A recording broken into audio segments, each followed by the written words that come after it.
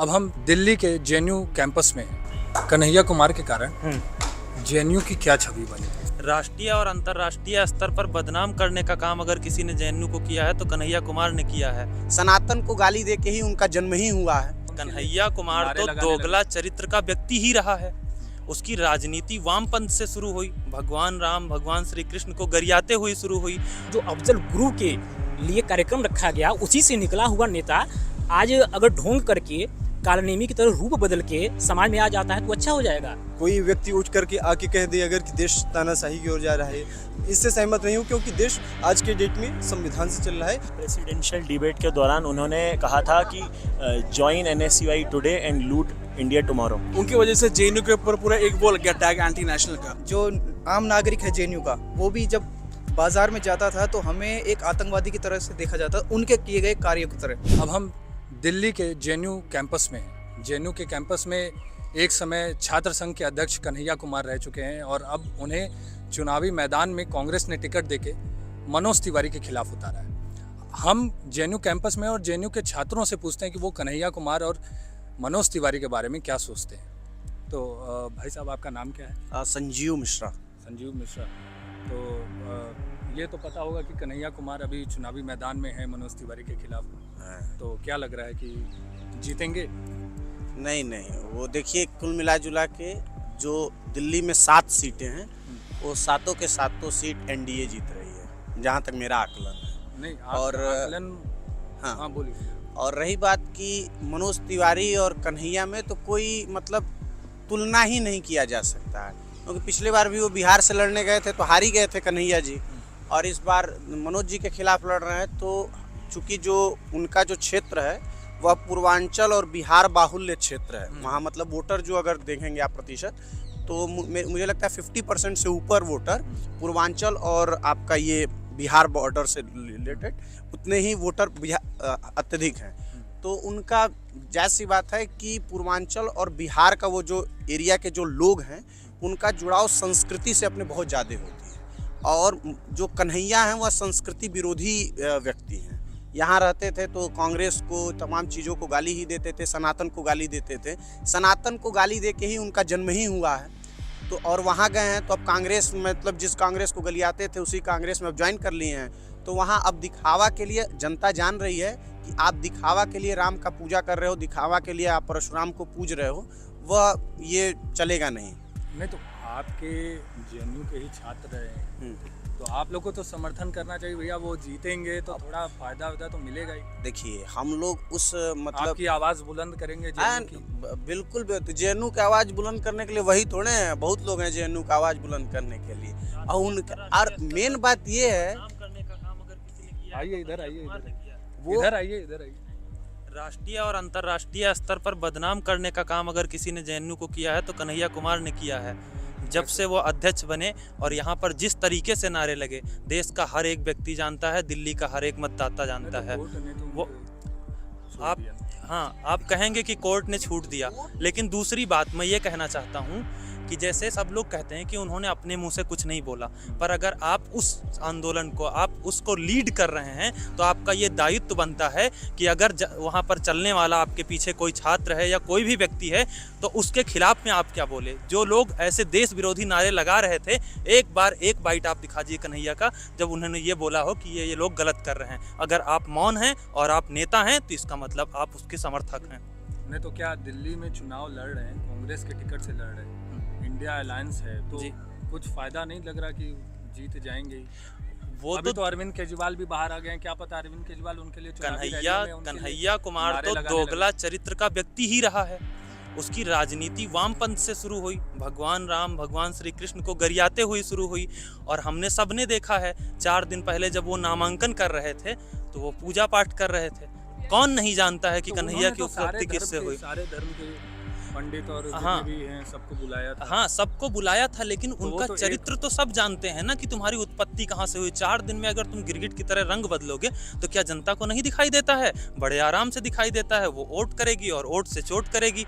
मनोज तिवारी जी जीतने जा रहे हैं। कन्हैया कुमार बोल रहे हैं कि उन्होंने, मनोज तिवारी ने कोई काम नहीं किया है और बस माहौल बना रहे हैं, लेकिन इस बार हम चुनाव जीत जाएंगे। नहीं, हम 2000 से लेके आइए इधर 2000 से लेके मतलब केजरीवाल तक तो दिल्ली में प्रायः कांग्रेस की ही गवर्नमेंट रही।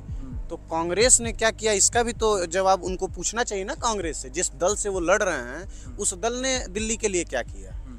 उस दल ने तो दिल्ली के लिए कुछ नहीं किया। तो मनोज तिवारी जी तो हम लोग उस मतलब उनके लोकसभा क्षेत्र में मैं घूमा हूँ, मेरा सर्वे रहा है, उसमें बहुत काम हुआ है। वो क्या जान रहे हैं? वो अभी नए हैं दिल्ली के लिए, हमको तो लग रहा है। क्या किया यही बता दो। क्या चीज़, नाम बताइए। मेरा नाम अरुण श्रीवास्तव है, मैं शोध छात्र हूँ यहाँ पे CMS से। अगर कन्हैया कुमार यह कह रहे हैं कि मनोज तिवारी ने कुछ नहीं किया, भाजपा ने कुछ नहीं किया, तो राहुल गांधी को अपनी सीट, अपनी पुश्तैनी सीट छोड़ के भागने की आवश्यकता क्यों पड़ गई? अमेठी और रायबरेली में जो उनकी खानदानी सीट मानी जाती थी, वहाँ पे उन लोगों ने क्या किया? जिस धर्म को पानी पी पी कर कन्हैया कुमार गाली देते थे, आज उन्हें हवन करने की आवश्यकता क्यों समझ आ गई? ये स्पष्ट दिखाता है कि वह जनता को मूर्ख समझते हैं और सत्ता के लालच में, सत्ता के लोभ में वह यह कार्य कर रहे हैं। और यह भारत की जनता इसे स्पष्ट समझ चुकी है और इस चुनाव में ये जनता उन्हें मुंह तोड़ जवाब देगी। तो क्या मनोज तिवारी के लिए थोड़ा सा भी खतरा नहीं है? कन्हैया कुमार खतरा बन नहीं रहे? देखिए, मनोज तिवारी ने क्या किया है इसका जवाब जनता देगी, या कुछ समय बाद क्लियर हो जाएगा। लेकिन यह स्पष्ट है कि वह जनता कन्हैया कुमार के पक्ष में नहीं जाएगी। तो कुछ तो कारण होगा कि कांग्रेस ने उनको टिकट दिया, इंडिया अलायंस भी अब सब कुछ कन्हैया कुमार को लाने के लिए कुछ तो कारण होगा। देखिए, हुई नाव, उसको बस अपनी नाव जो है डूबने से बचानी है। तो जो व्यक्ति उसको दिख रहा है वो उसको टिकट दे रहे हैं, आप ये समझिए। मेरा नाम राकेश है, मैं CHS का छात्र हूँ। मैं जब JNU में आया था तो मेरे जो पेरेंट्स हैं वो काफ़ी डाउटफुल थे कि आप ऐसे इंस्टीट्यूट में जा रहे हो जहाँ पे देश विरोधी नारे लगते हैं। तो हमारे इंस्टीट्यूट, आप बोल रहे हैं इंस्टीट्यूट से नाम आप रिलेट कर रहे हैं, तो मैं पहले बता दूं, इस इंस्टीट्यूट का अगर नाम बदनाम हुआ है तो उसके लिए सबसे जो मेजर जो रिस्पॉन्सिबल पर्सन है वो खुद ही हैं। अब भाई साहब ने बोला था कि कोर्ट से बरी कर दिए, शायद आपने बोला था कि आप देखिए, आप उस आंदोलन का हिस्सा हैं और आपने कोई मतलब शांत कराने का कोशिश नहीं करा, उसके अगेंस्ट में कोई स्टैंड नहीं लिया, बल्कि आप बोल रहे हैं कि मेरे को तो कोर्ट से वो कर दिया गया है। तो इसमें काफ़ी डिफरेंस है, ठीक है। आपने डायरेक्टली इनडायरेक्टली उन चीज़ों को सपोर्ट करा और आप उसके हिस्सा थे, आप इस बात से छुपा नहीं सकते खुद को। इसकी वीडियोग्राफी है, वीडियो प्रूफ्स हैं, एविडेंसेस हैं। और रही बात मनोज तिवारी की, तो जनता बेहतर जानती है इलेक्शन में कैसे जवाब देना है, वो जनता पे छोड़ दीजिए। अगर JNU का कोई और छात्र अगर इस चुनावी मैदान में उतरा होता तो क्या आप लोग कहते हैं कि अगर कन्हैया कुमार के अलावा कोई और होता तो देखिए, कन्हैया कुमार के अलावा JNU के बहुत सारे पास आउट लोग हैं। निर्मला सीतारमण जी हैं, जयशंकर जी हैं, जिन्होंने हमारे संस्था का एकदम मान सम्मान बढ़ाया, ना केवल संस्था के बल्कि हमारे देश का भी मान सम्मान बढ़ाया। वो तो डिपेंड करता है कौन व्यक्ति हो। अगर आप दूसरा व्यक्ति बता दें तो मैं उसके बारे में बिल्कुल एनालिसिस कर दूंगा। तो डिपेंड करता है, अगर उस लायक कोई व्यक्ति होगा तो हम बिल्कुल उसके लिए खड़े होंगे, बात करेंगे, सपोर्ट करेंगे। सुरक्षित करने का अगर कोई कार्य करे, कोई भी JNU का ऐसा थोड़ा है कि राइट विंग के ही लोग, नहीं, राइट विंग के ही ऐसा नहीं है। जो भी JNU में पढ़ रहा है, अगर वो लोकतंत्र की बात करता है, वह देश को जोड़ने की बात करता है, तो ऑफकोर्स वो ऐसा थोड़ा है कि राइट विंग का ही वो माना जाएगा। राष्ट्र से प्रेम करने वाला राइट विंग का ही नहीं होगा, ऐसा नहीं है भाई। वो किसी भी दल में हो सकता है, लेकिन वो लोकतंत्र की बात करे, वो देश को जोड़ने की बात करे। ये नहीं कि अब देश को आप तोड़ने की बात करो। बात JNU छात्र संघ की हो रही है और आप आज़ादी किनारे लगा रहे हो फिलीपींस की, तो ऐसे थोड़े होगा, ऐसे थोड़े कोई राजनीति होती है। तो ऐसे जो लोग करते हैं उनके साथ आम जनमानस JNU का खड़ा है, जो लोकतंत्र की बात करता है, जो देश को जोड़ने की बात करता है। ऐसे लोगों के साथ JNU का आम जनमानस खड़ा है। ऐसा नहीं है कि JNU का आम जनमानस उनका विरोध कर रहा है, लेकिन अब जिनकी राजनीति ही लोकतंत्र को तोड़ने से और देश को तोड़ने से ही चालू हुई है, उनके साथ क्यों JNU का आम जनमानस क्यों खड़ा होगा? नहीं खड़ा होगा, ऑफकोर्स नहीं खड़ा होगा। जिम्मेदार विपक्ष की जिम्मेदारी होती है कि वो कंस्ट्रक्टिव क्रिटिसिज्म करें। आप विपक्ष को देख लीजिए वो क्या कर रहा है, कहीं से मुझे वो कंस्ट्रक्टिव क्रिटिसिज्म नहीं दिख रहा है। वो केवल एक व्यक्ति को गाली दे रहे हैं, वो केवल एक पार्टी को गाली दे रहे हैं, और सारे के सारे वो एक हो गए हैं उस व्यक्ति को हराने के लिए। उनके पास और कोई प्रोग्राम नहीं है कि वो, जैसे अब मैं देखता हूँ कि महिलाओं को 1-2 लाख रुपए दे देंगे, संभव नहीं है भाई साहब। इससे पहले भी उन्होंने बहुत सारा ऐसा कहा था कि मैं इतना पैसा दे दूंगा अकाउंट में एनुअली। तो ये सब चीज़ें long term, Bharatiya Janata party भी कर रही है ना, लखपति दीदी BJP भी चला ही रही है, तो उन्होंने भी कह दिया हम करोड़ों लखपति बनाएंगे। करोड़ों लखपति ने कह दिया बस करोड़ों लखपति बनाएंगे, और इन्होंने कहा है डायरेक्ट अकाउंट में पैसे दे देंगे। उन्होंने बोला है कि स्किल डेवलपमेंट करेंगे, मुद्रा योजना के थ्रू लोन देंगे, बच्चों की पढ़ाई में वृद्धि करेंगे। तो ये सब चीज़ें, डिफरेंस यहाँ पे साफ दिला। काम की ही बात करें तो आप पैसे की ही बात कर रहे हो, तो आप देखिए कि पहले के समय में इन्हीं के प्रधानमंत्री थे राजीव गांधी, इन्हीं के कांग्रेस के ही मतलब दल से चुने गए थे प्रधानमंत्री। तो वो कहते थे कि 1 रुपये हम दिल्ली से भेजते हैं तो 25 पैसा जिसको भेजते हैं वहाँ पहुँचता है। आज मोदी जी केंद्र में बैठ के 2000 रुपये प्रत्येक किसान के खाते में 2 महीने पे भेज रहे हैं, तो 2000 में से 1999 तक नहीं हो रहा है, वो 2000 का 2000 पहुँच रहा है। क्यों? क्योंकि एकदम घोटाला हो ही नहीं रहा है। उनके समय था कि जाते जाते वो पैसा कहाँ कब पहुँचता था, और यहाँ 1 मिनट बटन दबता है कि दूसरे सेकंड में उसके खाते में पेमेंट हो जाता है। तो ये तो अच्छा ही काम है इसके। और देखिए, आम जनमानस हमेशा जो भी अच्छा काम करेगा उसकी हम बड़ाई भी करेंगे, अगर कोई गलत कार्य करेगा तो उसका हम खुल के विरोध भी करते हैं। यही असली जेएनयू। कन्हैया कुमार में कुछ तो अच्छी बात होगी। देखिए, कन्हैया कुमार में एक अच्छी बात यही है कि वो झूठ को बहुत अच्छे से परोस लेते हैं। सबसे बड़ी बात तो बहुत अच्छी बात है उनके। कन्हैया कुमार बने कैसे? उनका जो इमरजेंस है वही विवादित है। तो अच्छी बात हम कैसे देखेंगे? जब वो अच्छे कार्य करके समाज में आएंगे तब उसका अध्ययन किया। तो बोल रहे हैं कि अब अच्छे कार्य। अब कैसे क्या होता है?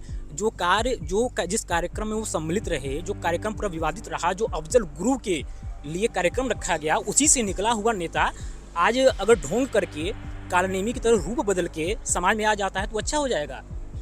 उसका इमरजेंसी गलत है, उसकी उत्पत्ति ही गलत तरीके से हुई है। तो क्या कांग्रेस को टिकट देना गलत है? अब ये देखिए, अभी उन्होंने कहा कि कांग्रेस डूबती हुई पार्टी है।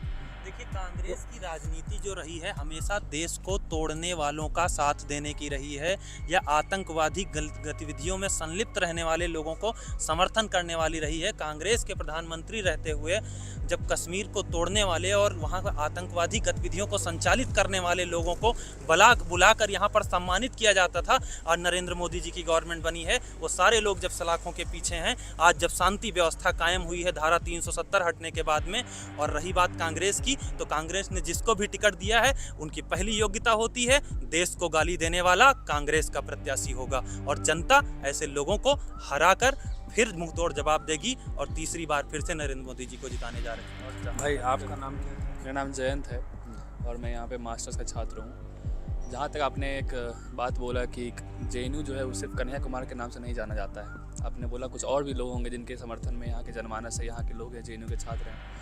तो आपको बता दें कि बिहार सरकार में, वर्तमान बिहार सरकार में एक मंत्री थे सुमित कुमार, आप नाम जानते हो, निर्दलीय उन्होंने इलेक्शन जीता था, वो जेएनयू के ही छात्र थे।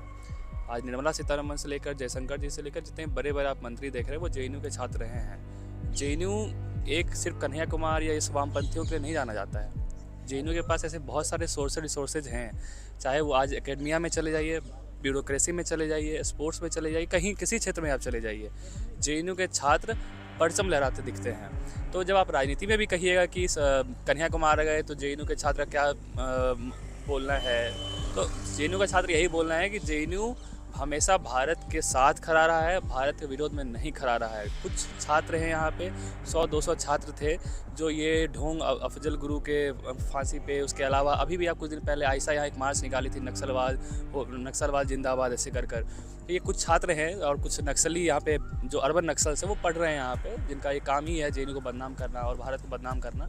तो और जहाँ तक रही कन्हैया जी की बात की, जो इलेक्शन लड़ रहे हैं वो मनोज तिवारी के खिलाफ, तो आपने पिछले बार भी देखा होगा जब बेगूसराय से इलेक्शन लड़ रहे थे 2019 में, मैं बेगूसराय का ही रहने वाला हूँ, तो गिरिराज दा वहाँ 4 लाख वोट से जीते थे, और 4 लाख मार्जिन बहुत बड़ा होता है। अच्छे जो पॉपुलर लोग होते हैं वो भी 4 लाख वोट से नहीं जीतते हैं।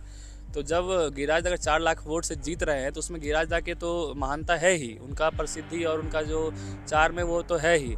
कन्हैया कुमार का जो कारनामा जो उन्होंने किया था, जो जिस चीज़ से वो जिस क्रांति से वो निकले थे, वामपंथ के क्रांति से, जो रिलीजन को ओपियम मानता था, और आज रिलीजन का ही, कल परशुराम जयंती मना रहे हैं, परसों कल कोई भगवान की जयंती मना रहे हैं, शिव भगवान का वो पूजा कर रहे हैं। तो ये जो ओपियम से एकाएक उनका जो धर्म परिवर्तन हुआ है, रंग परिवर्तन हुआ है, धर्म परिवर्तन तो क्या ही कर सकते हैं, रंग परिवर्तन जो हुआ है उनका, तो वो बेगूसराय की जनता ने भी पहले भांप रखा था, और दिल्ली की जनता तो फिर भी बोला जाता है कि दिल्ली महानगर है, यहाँ की जनता पढ़ी लिखी है, तो यहाँ की जनता जानती है कि कैसे। जेएनयू के छात्र कन्हैया के साथ हैं? जेएनयू के छात्र कन्हैया के साथ कैसे होंगे? मैं बोला कि हर कॉइन का जो होता है मतलब 2 पहलू होता है। मैंने बोला जब यहाँ जो पॉजिटिव लोग हैं, जो भारत की बात करते हैं, जो यहाँ पे पढ़ने वाले अच्छे छात्र हैं, जो भारत में एक ऐसी क्रांति लाना चाहते हैं जो पढ़ाई लिखाई वाली हो, जो एक पॉजिटिव एस्पेक्ट हो जिस चीज़ का। कन्हैया जी ने तो निगेटिव एस्पेक्ट में काम किया था ना, वो तो अफजल गुरु की जयंती मना रहे थे, उसका समर्थन कर रहे थे।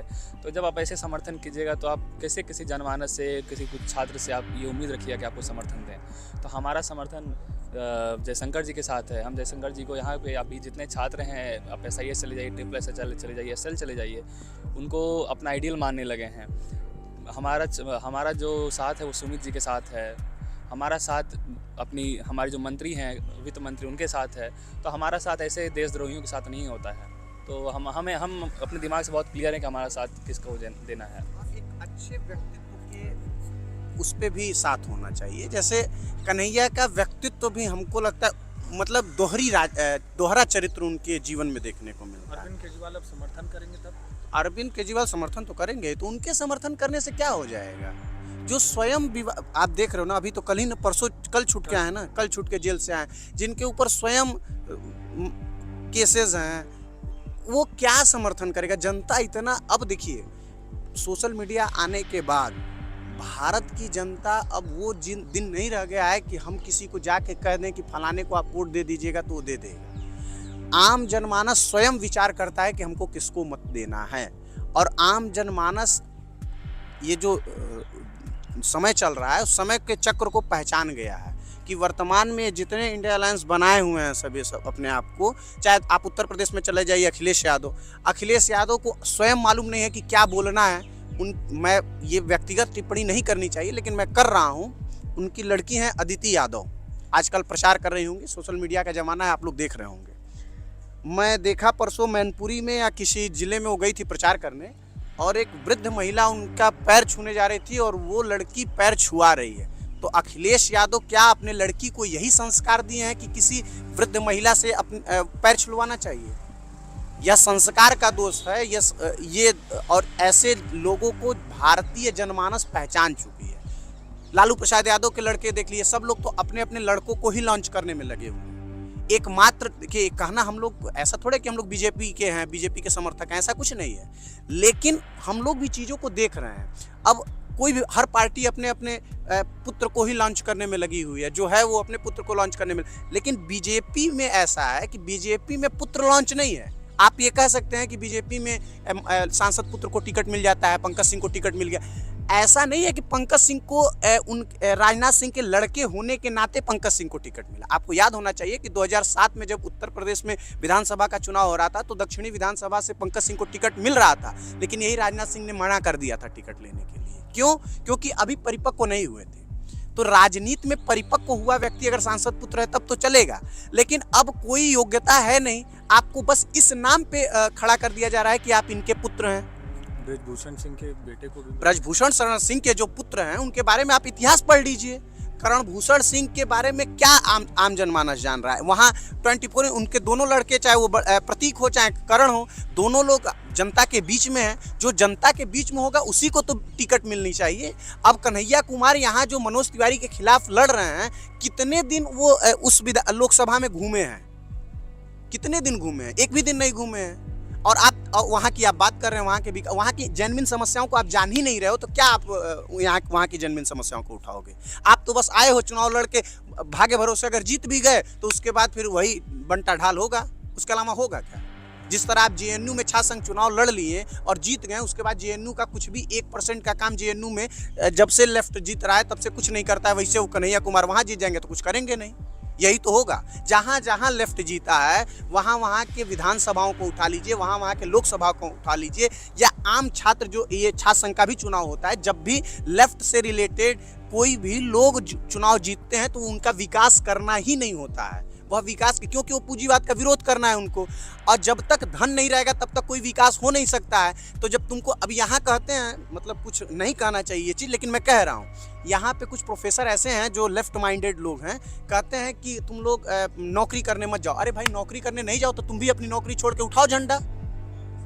तुम दूसरे को ज्ञान दे रहे हो कि आप नौकरी मत करो, वो पूंजीवाद है, तो आप भी अपनी नौकरी छोड़ के उठाओ झंडा। कोई मना किया है? आप अपने बेरी तो नहीं मान रहे हो, आप अपने लड़के को भेजोगे, लेकिन दूसरे के लड़के को आप बहला फुसला के क्लासेस में धमकियां देकर आप ऐसे कार्य कर रहे हो। तो ऐसे थोड़े होता है। और यही मानसिकता को लेकर कन्हैया कुमार वहां चुनाव लड़ने गए हैं। कन्हैया कुमार बहुत, देखिए मीडिया उनको कन्हैया कुमार बना दिया। बहुत बड़ा कोई नाम नहीं है कन्हैया कुमार, कौन जान रहा है कन्हैया कुमार क्या है। लेकिन बस यही है कि मीडिया का क्या है कि मीडिया को छोटी सी बात को बड़ा कर देना है। समस्या ये है कि आम जनमानस जो है ना, आम जनमानस का दिमाग मीडिया के चीज़ों से और कोर्ट के चीज़ों से नहीं चलता है। आम जनमानस का दिमाग स्व विवेक से चलता है, और स्व विवेक ये कह रहा है कि इस समय भारतीय जनता पार्टी अच्छा कार्य कर रही है, राष्ट्र के लिए वो कार्य कर रही है, तो उसको चुनेगी। इसमें कोई दो राय थोड़े है। मेरे यहाँ से स्वयं अब देख लीजिए, मैं जिस लोकसभा क्षेत्र से हूँ, तो मेरे यहाँ लोकसभा क्षेत्र मेरा देवरिया सदर पड़ता है।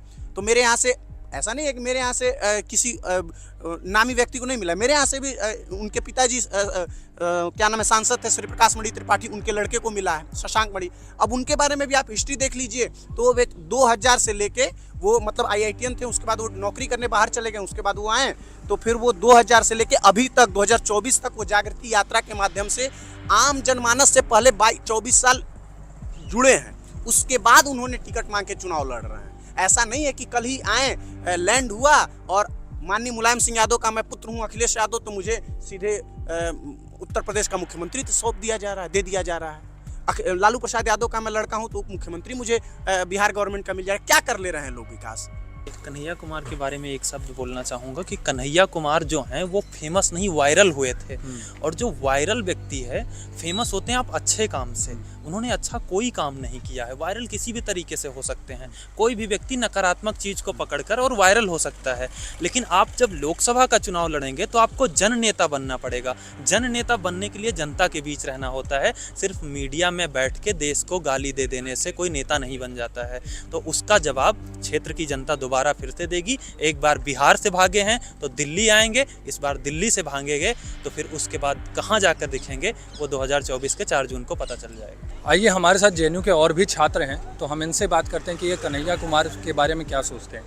तो भाई साहब, आपका नाम क्या है? मेरा नाम गोपाल कृष्ण द्विवेदी है। अच्छा। मैं CHS से, मेरा मास्टर्स फर्स्ट ईयर। अच्छा, तो मैं ये जानना चाह रहा हूँ कि कन्हैया कुमार इस समय चुनाव में एकदम मैदान में उतरे हुए हैं। मनोज तिवारी के खिलाफ उनको कांग्रेस ने टिकट दी। तो क्या लग रहा है, आप JNU के छात्र हैं, कन्हैया कुमार भी JNU के छात्र थे, छात्र संघ नेता भी थे, तो क्या लग रहा है कि कन्हैया कुमार जीतेंगे चुनाव?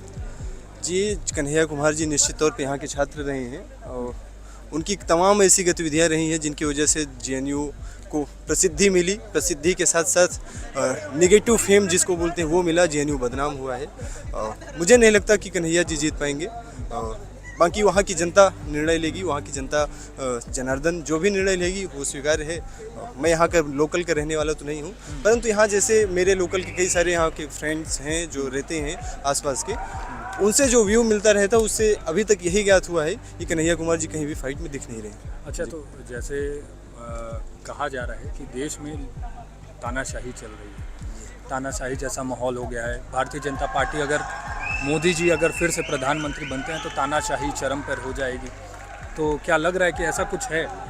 जी नहीं, मैं नहीं मान रहा हूँ। तानाशाही न देश में अभी है न आगे भी रहेगा, क्योंकि हमारे पास संविधान है। देश संवैधानिक मूल्यों पर चलता है, न कि किसी व्यक्ति के कह देने पर। कोई व्यक्ति उठ करके आके कह दे अगर कि देश तानाशाही की ओर जा रहा है, देश डिक्टेटर हो गया है, डिक्टेटरशिप में चल रहा है, तो ऐसा मैं इससे सहमत नहीं हूँ, क्योंकि देश आज के डेट में संविधान से चल रहा है, आगे भी संविधान से ही चलेगा। नहीं, तो आरोप यही लग रहा है कि संविधान खतरे में है, और सिर्फ एक आदमी नहीं बोल रहा है ना, पूरी इंडिया अलायंस बोल रही है। इतने बड़े बड़े पार्टियाँ हैं, इतने बड़े बड़े नेता हैं। अरविंद केजरीवाल कल तक जेल में थे, आज जेल से बाहर हैं, वो आज आके बयानबाजी कर रहे हैं। आज उन्होंने भाषण भी दिया है जेल से निकलते ही, अगर कि संविधान खतरे में है। प्रधानमंत्री कुछ दिनों में रिटायर हो जाएंगे, फिर अमित शाह जी को प्रधानमंत्री बना देंगे। अगर देश खतरे में होता तो अरविंद केजरीवाल जी स्वतंत्र रूप से जिस प्रकार से बोल रहे हैं वो बोल ही ना पाते। पहली चीज़ तो देश खतरे में नहीं है, जुडिशरी अपना काम कर रही है। अगर जुडिशियल प्रोसेस में वो अगर दोषी पाए जाते हैं और जेल में जा रहे हैं, तो इसमें प्रधानमंत्री या किसी व्यक्ति को हम दोषी क्यों ठहराएं? यही है, तो मुझे नहीं लगता कि देश डिक्टेटरशिप। भाई साहब, आपका नाम क्या है? जी नमस्कार, मेरा नाम कृष्णा चौहान है। मैं यहाँ पे CHS में फर्स्ट ईयर का मतलब छात्र हूँ, मॉडर्न हिस्ट्री का, JNU में। तो क्या लग रहा है कि कन्हैया कुमार चुनाव जीतेंगे? ये देखिए कन्हैया कुमार जैसे हमको जानते हैं, कन्हैया कुमार जी का बहुत ही बड़ा हाथ है जेएनयू की। जो यहाँ जो कल्चर है जेएनयू में ओपन डिबेट फ्री थिंकिंग का, फ्रीडम का, उसको पूरे देश में डिफेम करने का, उनकी वजह से जेएनयू के ऊपर पूरा एक वो लग गया टैग एंटी नेशनल का। तो उनकी अगर बात करें, अभी वो इलेक्शंस में आए नहीं, वो भी एकदम से उन्होंने पूरा शिफ्ट करके कांग्रेस में आ गए। तो ये मुझे और क्वेश्चन लगता है, ये सिर्फ मैं ऐसे एक चीज़ बोलूँगा, ये पूरी तरह this is dirty politics and it is solely for his own personal gain. वो ये सब कर रहे हैं, ना वो दिल्ली में कभी रहे, ना उन्हें कुछ पता है। वो जेएनयू की चार दीवारी से आज तक बाहर निकले, ना उन्होंने जेएनयू में रह के भी कोई काम नहीं करा। ये सब बातें सारे जेएनयू के वासी जानते हैं। प्रेसिडेंशियल डिबेट के दौरान उन्होंने कहा था कि जॉइन एनएसयूआई टुडे एंड लूट इंडिया टुमारो, और एक और उनका अच्छा खासा एक फ्रेज़ वायरल हुआ था खूब सोशल मीडिया पे कि बर्बाद हिंदुस्तान करने को एक ही कांग्रेस काफ़ी था। और आज वो कांग्रेस के मेंबर हैं, कांग्रेस की तरफ से प्रचार कर रहे हैं और अपने चुनाव क्षेत्र में इससे पहले गए नहीं हैं कभी, तो आज एक तरीके से बदनामी कर रहे हैं। एक चीज़ और है कि मार्क्सिज्म का जो मेन कोर आइडियोलॉजी है वो एथिज्म है, एथिस्ट होते हैं वो। कल परशुराम जी की पूजा कर रहे हैं हमारे आराध्य की, कहीं ना कहीं वो पूजा करके भी उनकी अपमान ही कर रहे हैं। कभी गाली देना, कभी पूजा करना, this is not the Hindu culture. नहीं तो वो तो जब नामांकन करने जा रहे थे तब भी सारे धर्म के लोगों को बुलाया गया था, पंडितों को भी बुलाया गया था, सबको बुलाया। इसमें जो देश का मूड है वो अपने कल्चर को रिवाइव करने का मूड है, अपने कल्चर को गेन करने का मूड है, कॉलोनियल पॉलिसी के अगेंस्ट का मूड है। ये वो मूड नहीं है जो कि कांग्रेस के दौरान अपने कल्चर को गाली देना, हिंदू कल्चर को गाली देना, देवी देवताओं को गाली देना। यही जेएनयू में, आपके जेएनयू में दुर्गा जी को गाली दी जाती थी, दुर्गा माता को गाली दी जाती थी, महिषासुर की पूजा की जाती थी। आप ये देखिए, उसी में कन्हैया कुमार जी की एसएफआई नहीं से या एसएफ से थे, उनका हाथ रहा है यहाँ पे। मैं कैसे उनकी आइडियोलॉजी को एक्सेप्ट कर लूँ? राइट लेफ्ट से वो सेंट्रल की तरफ जा रहे हैं, कांग्रेस जो कि खुद। मेरा एक मानना है कि जैसे कन्हैया कुमार यहाँ के स्टूडेंट रहे, तो मान लीजिए अगर वो चुनाव जीतते हैं, सरकार आती है, तो क्या जेएनयू को कुछ फायदा नहीं होगा? तो जेएनयू उन्होंने तो नुकसान ही किया है जेएनयू का। बिल्कुल, जो भी जेएनयू के की छवि खराब हुई है, जेएनयू की इमेज को जो डिटेरिएट किया गया है, एंटी नेशनल का जो टैग लगा है, कम्युनिज्म को जो टैग लगा है, कम्युनिज्म में भी रेडिकल कम्युनिज्म है ये, जो कि देश को खाने की बात करता है, चाइना का फ्लैग उड़ाता है, 1960 वार को सपोर्ट करता है, क्विट इंडिया मूवमेंट को सपोर्ट नहीं करता है, कभी भारत के झंडे को उसने एक्सेप्ट नहीं किया। उस कम्युनिज्म को कैसे एक्सेप्ट कर ले? आप बताइए। सुनिए, चुनाव जीतना ना जीतना ये मैटर नहीं करता। चुनाव जीत भी जाएंगे, वो हमारे सीनियर हैं, उनका रिस्पेक्ट करते हैं, लेकिन उनके आइडियोलॉजी के साथ हम कभी खड़े नहीं हो सकते। अच्छा, ये बताइए, मनोज तिवारी और कन्हैया कुमार, कुछ लग रहा है कि कुछ कड़ी टक्कर होगी? टक्कर में मुझे लगता है कि देश की जनता का जो मूड है वो मनोज तिवारी के पक्ष में ही जाना चाहिए। लेकिन अगर ये देखिए, चुनाव टैक्टिक्स पे जीता जाता है, डिबेट पे जीता जाता है, जिसपे कन्हैया जी पढ़े लिखे आदमी हैं, मनोज जी भी पढ़े लिखे हैं, किंतु मतलब उनको टैकल करना थोड़ा सा मुश्किल हो सकता है। जीत भी जाते हैं, फिर भी उनकी आइडियोलॉजी कभी देश पे असर करने नहीं जा रही है, ना तो वो डेवलपमेंट करने वाले इस देश में, क्योंकि केवल और केवल लोगों में अपने कल्चर के खिलाफ एक हेट पैदा करेंगे वो। इसके अलावा वो कुछ नहीं कर सकते इस देश में, ठीक है। और हम जेएनयू के छात्र हैं, हमने यहाँ पे आके देखा, यहाँ पे एक आइडेंटिटी क्राइसिस चलता है, जो कि लेफ्ट के द्वारा एक प्रोपेगेंडा चलता है कि कोई मुस्लिम है, कोई दलित है, बस वही पॉलिटिक्स होती है। ब्राह्मणों को, क्षत्रियों को और आपको बनिया को यहाँ पे लिखता है ब्राह्मण बनिया भारत छोड़ो ना, और यहाँ पे लिखा जाता है मोदी तेरे सर कटेंगे। तो ये सब क्या है? चाइना जिंदाबाद का नारा यहीं लगा है, चाइना के फ्लैग हमने खुद अपनी आंखों से देखे हैं। यहाँ पे झेलम एक हॉस्टल है, वहाँ पे कुछ एक कब्जा है एक विशेष कम्युनिटी का, जो कि उनके द्वारा खुद क्रिएट किया गया है। वहाँ पे आके हालत देखिए, मैं खुद रहता हूँ उस हॉस्टल में, उसके रिपरकशंस मैं फेस कर रहा हूँ, मुझे पता है। मुझे कन्हैया से पर्सनल प्रॉब्लम नहीं है, कन्हैया जी से, हमारे सीनियर हैं, ठीक है, पढ़े लिखे हैं, कोई समस्या नहीं है, लेकिन कोई आइडियोलॉजी से मैं कभी भी एक्सेप्ट नहीं कर सकता, एडमिट नहीं कर सकता उनकी आइडियोलॉजी को मैं। जैसे कृष्णा जी ने भी पॉइंट आउट किया, जो एंटी नेशनल की जो छवि है जेएनयू पर लगाया कि जेएनयू एकेडमिक्स के लिए कितना कुछ इसने किया है देश में। यहीं से हमारे उमेश अशोक कदम जैसे प्रोफेसर निकले हैं, जो कि मराठा लिटरेचर पर कभी काम ही नहीं हुआ हिस्ट्री में। उसको एक शिवाजी को एक इन्वेडर और प्लंडरर कहा गया, हमारे शिवाजी, जिन्होंने हिंदू कल्चर की इतनी बड़ी बात की, हिंदू पदशाही की अवधारणा दी गई, उनको एक प्लंडरर कहते हैं यहाँ के हिस्टोरियन। उसके खिलाफ उमेश अशोक कदम जी ने कदम उठाया। तो हम कैसे सपोर्ट करते कन्हैया जी को, जो यहाँ तक बोलते हैं आर्मी को भी गाली दी जाती है, कहते हैं आर्मी रेप करती है। ये कैसे मान लें हम? जो आर्मी हमारे पुलवामा अटैक के बदला लेती है, पुलवामा करती है, उसको हम कैसे मतलब अपने देश के कोर आइडियोलॉजी जो हमारी नेशनलिज्म है, जो हमारा पैट्रियटिज्म है, उस पर कोई अगर हाथ उठाता है तो हम उसको किसी भी at any cost we can't accept that. देख, कन्हैया जी पे यही राय है, मैं उसी लोकसभा का वोटर भी हूँ साथ साथ। तो हमने देखा है जेएनयू में इन लोगों ने कैसे बात की थी, जैसे कश्मीर वाला जो 9 फरवरी 2016 में हुआ था, ये सब कुछ करने के बाद इन्होंने पल्ला झाड़ लिया कि मैं वहाँ पे था ही नहीं। और वो व्यक्ति जो कहता था कि ज्वाइन एनएसयूआई टुडे लूट इंडिया टुमारो, आज खुद वो राहुल गांधी के चरणों में पड़े हुए हैं। कल को बात करते थे कैसे अंबानी का बेटा तुरंत राजा बन जाता है, तो राहुल गांधी किस प्रोडक्ट का है? वो तो मिडिल क्लास से बन के नेता नहीं बने हैं। प्लस कन्हैया जी अपॉर्चुनिज्म का एक बेहतरीन नमूना है। बल्कि मनोज तिवारी ने, तो मैं वहाँ पे रहा हूँ, मैं जानता हूँ, उन्होंने 3 केंद्रीय विद्यालय वहाँ पे उस इलाके में खुलवाए हैं। और कन्हैया के साथ साथ उनकी जो पूरी गैंग थी, उमर खालिद, जो दंगे हुए हैं उसी सीट पे हुए थे, नॉर्थ ईस्ट दिल्ली में, उसी केस में अंदर हैं। सरजील इमाम उसी केस में अंदर हैं, और ये सब इनका पूरा गिरोह पूरी तरह से एक्टिव है। नहीं तो आप उसी क्षेत्र में हैं जहाँ पे आपको वोट देना है, आपको वहीं पे वोट देना है। कन्हैया कुमार है और मनोज तिवारी। कन्हैया कुमार में कुछ तो ऐसी चीज़ें होंगी जिसको सोच के आप अगर चाहें तो जी, कन्हैया कुमार में कुछ अच्छी चीज़ें हैं, जैसे ब्रेकिंग इंडिया फोर्सेस का अच्छा यूज़ कर रहे हैं।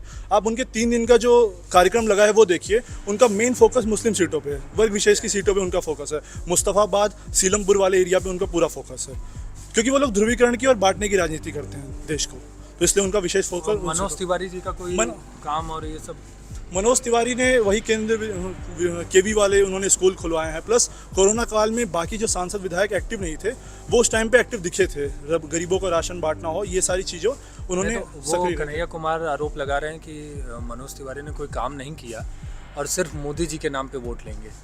तो क्या ये है कि मोदी के नाम पे मनोज तिवारी को वोट मिलेगा, या मनोज तिवारी खुद में भी एक फेस है, वहाँ पे वोट लेने के काबिल है? देखिए, मनोज तिवारी बीजेपी उसका कैसे यूज़ करती है, उनको पूरे देश में भेजा जाता है। कहीं ना कहीं वो भोजपुरी समाज जो है, जो यूपी बिहार का समाज है, उनके लिए क्रेडिबल फेस है, और उनकी क्रेडिबिलिटी स्वयं की है। पर ये बात सच है कि मोदी जी के नाम पे उन्हें वोट मिलते हैं, और 2014 के मुकाबले 19 में उनका जीत का अंतर बढ़ा था, 3,70,000 के आसपास था, अगर मैं गलत नहीं हूँ तो इस बार का अगर देखा जाए तो क्या लग रहा है? देखिए, मनोज तिवारी जीतेंगे? मनोज तिवारी चुनाव जीत रहे हैं आसानी से। बस कन्हैया कुमार पूरी तरह से ध्रुवीकरण के ऊपर निर्भर है, पर चुनाव नहीं जीत पाएंगे। और अगर अरविंद केजरीवाल बड़े नेता हैं, इंडिया अलायंस में भी हैं, उतर चुके हैं, जेल से बाहर आ चुके हैं। अब अगर मान लीजिए हाँ, कल ही आए वो जेल से बाहर, अगर मान लीजिए कि वो कन्हैया कुमार के लिए रैलियाँ करने लगे, कन्हैया कुमार के समर्थन में नारे लगाने लगे, तो क्या कोई इफेक्ट पड़ेगा? भाई साहब, 2019 चुनाव में बीजेपी का जो वोट शेयर था वो 50% से ज़्यादा था, कांग्रेस आप कंबाइंड करके। और प्लस पॉलिटिक्स, केमिस्ट्री, मैथमेटिक्स का खेल नहीं है, वो केमिस्ट्री का खेल है। 1+1 11 नहीं होता उसमें, तो सारे वोट तो उधर ट्रांसफ़र करा नहीं पाएगी आम आदमी पार्टी। ये साथ लड़ रहे हैं, अच्छी बात है, चुनाव मज़ेदार होगा, पर बीजेपी जीत रही है पूरी तरह से चुनाव। अच्छा, आपका क्या नाम है? जी, मेरा नाम है राहुल कुमार मीणा। मैं जैसे कि यहाँ JNU में काफ़ी सालों से हूँ। मैंने JNU का वो दौर भी देखा है जब यहाँ पे, जैसे कि सबको पता है कि जब से JNU बसा है तब से यहाँ पे एक गुट, जिसको हम लेफ़्ट की आइडियोलॉजी से रिलेट करते हैं, उसका हमेशा यहाँ पे दबदबा रहा है। मैंने इन सालों में ये चीज़ देखा है 2014 से पहले कि एंटी नेशनलिटी की बात करना यहाँ पे एकदम रियली कॉमन थिंग थी। एक्चुअली जैसे कन्हैया का आप जो क्या करें, मतलब जिक्र कर रहे हैं। आप कितने साल से हैं? मैं 24 साल से हूँ, एंड मैं 24 साल से यहीं पला बड़ा हूँ। अच्छा, यहीं पे? हाँ, तो एक्चुअली मैंने ये यहाँ का एकदम ग्राउंड लेवल पे रह के देखा है कि यहाँ पे आइडियोलॉजी कैसे काम करती है। जैसे कि हाँ जी, जैसे कि जिन हॉस्टलों के मेरे मित्र आज की तारीख में जिन हॉस्टलों में रहते हैं, उन हॉस्टलों में कभी एक ज़माना था जब वहाँ पे चाइना के झंडे लगे रहते थे, और वहाँ की आइडियोलॉजी को सपोर्ट करते हुए लोग दुनिया को वो करते थे। अब जैसे कि आप कन्हैया का जिक्र कर रहे हैं, तो कन्हैया के का दौर भी हमने देखा। उनके दौर में एक नारे लगे थे हिंदुस्तान के टुकड़े होने के लिए। तो उस दौर में जैसे कि JNU जब बसाया गया था, तो एक एजुकेशन इंस्टीट्यूशन के तौर पे बसाया गया था, एक नेशनलिटी को सपोर्ट करने के लिए। बट जब एंटी नेशनल नारे लगे, तो उस ज़माने में जैसे कि जो आम नागरिक है JNU का, वो भी जब बाज़ार में जाता था तो हमें एक आतंकवादी की तरह से देखा जाता, उनके किए गए कार्यों की तरह, क्योंकि उन्होंने नारे दिए।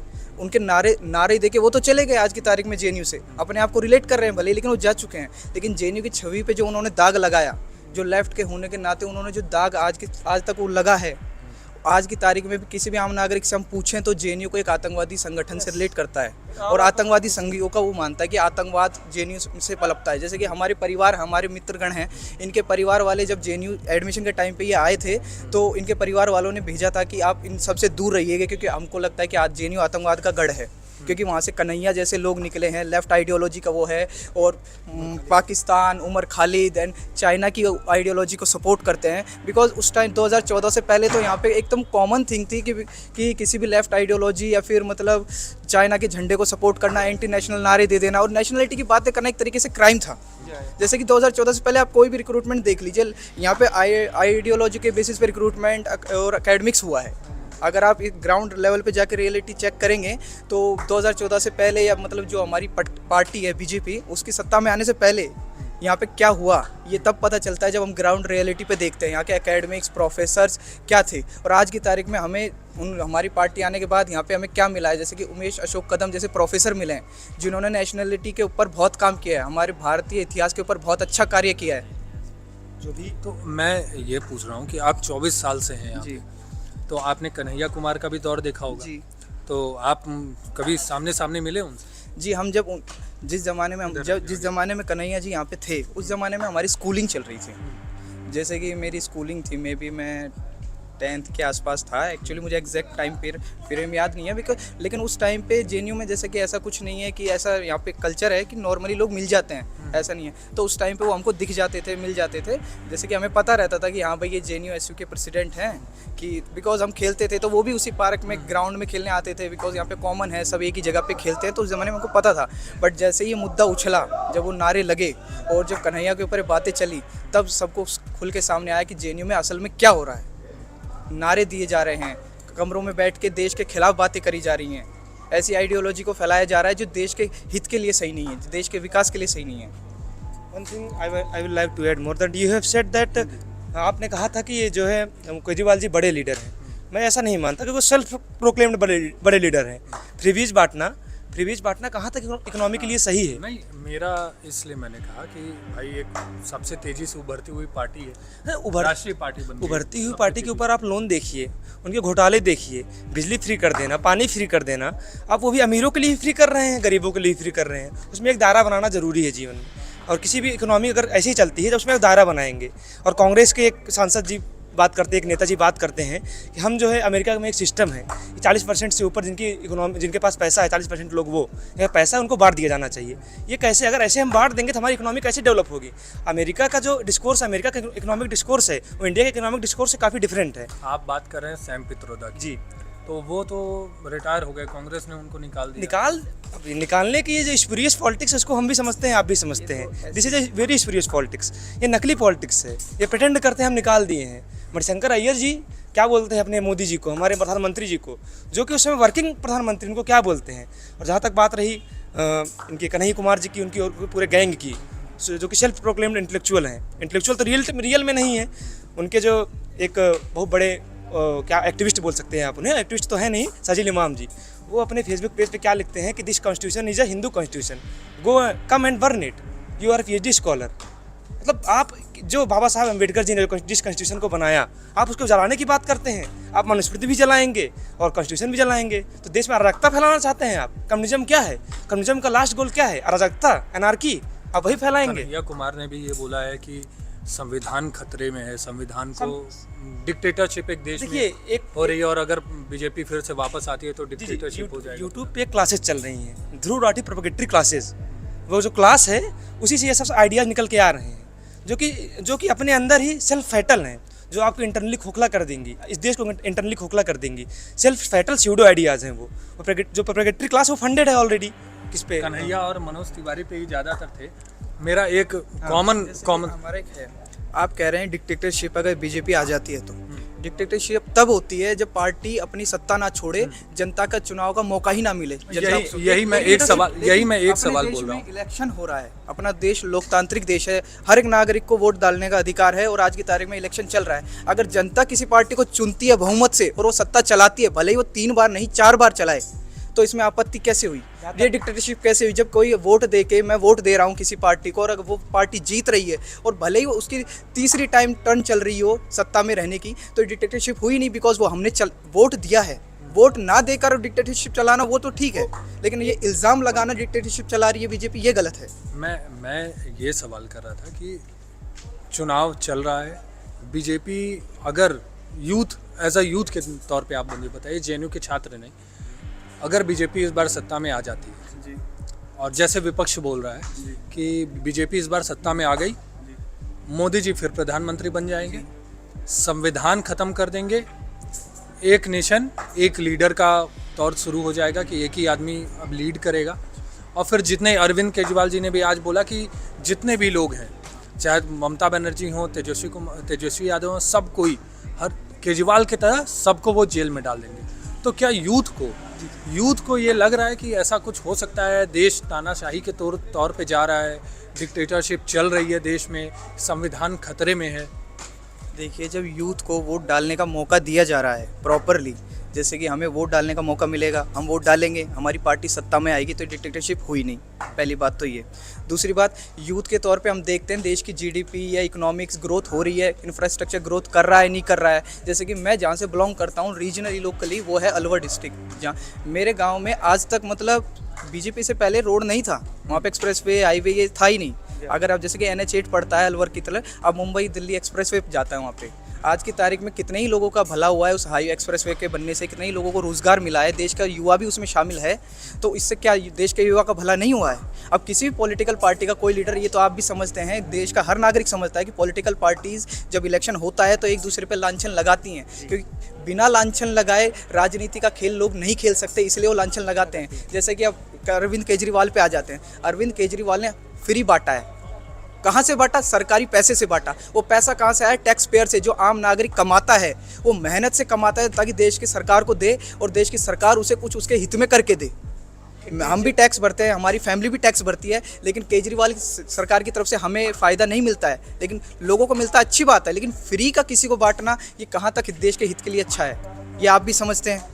देश मुझे इस पे बताइए कि क्या लग रहा है कि देश में तानाशाही है? जी नहीं, देश में तानाशाही का सवाल ही तब उठ सकता है जब वोटिंग ही ना हो, हमें चुनाव का मौका ही ना मिले। कोई भी आम नागरिक उठ के जब खड़ा हो सकता है, कंटेस्ट कर सकता है किसी भी पोजीशन के लिए और वोट अपने नाम पे वोट मांग सकता है, हम उसे वोट दे सकते हैं, हमें ऑप्शन है चूज़ करने का कि हम किसको वोट दें, तो ये डिक्टेटरशिप या तानाशाही कैसे हो सकती है आप बताइए? पंजाब में केजरीवाल जी की सरकार है, दिल्ली में भी केजरीवाल जी की सरकार है, यहाँ पे तो उनको तानाशाही नहीं दिखी।